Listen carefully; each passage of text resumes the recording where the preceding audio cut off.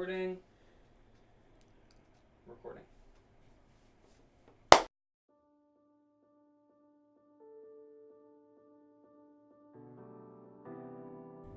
I was really sick as a child. Actually, I was often in the hospital quite frequently, sometimes 5, 6, 7 times a year. I was born with a chronic illness, and I don't think it's a stretch to say that had I not been born to the parents that I was, I might not be here today. They had the resources and capacity and flexibility to provide me with the healthcare that I needed when I needed it. And I think every single day about all the people in New Jersey and across the country who don't have the access to the resources that they need to deal with the challenges that they have no choice but to face. And that's why working at NJPP is so important and special to me, because we fight for those policies and we fight for those resources to make sure that people have the ability to address their needs and to live healthier, more productive lives.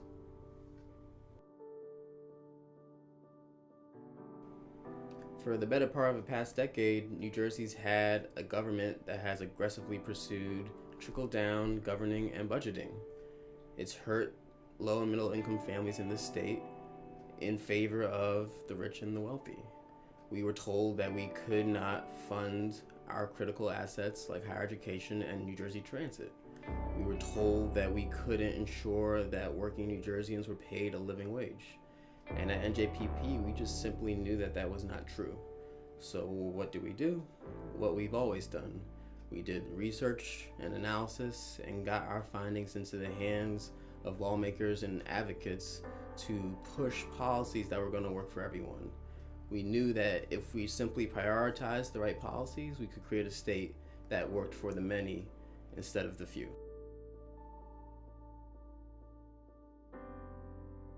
Now, in 2019, we're finally seeing the policies that NJPP has advocated for so long signed into law to the benefit of millions of New Jerseyans across the state.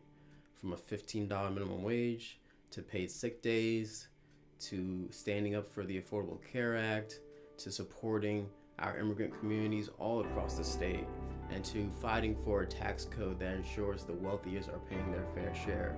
NJPP has been there fighting for policies and providing a vision of New Jersey that works for everyone. But there's still more work to be done. We can continue to fight for a fairer tax code that provides the resources necessary to make the investments in our critical assets that allow us to dream big and have a vision of New Jersey that is as bold as we all know it can be. As I enter this position, it is not lost upon me that I stand on the shoulders of leaders who have turned NJPP into the organization that it is today. I am so excited as I step into this role to continue to put facts at the center of every debate.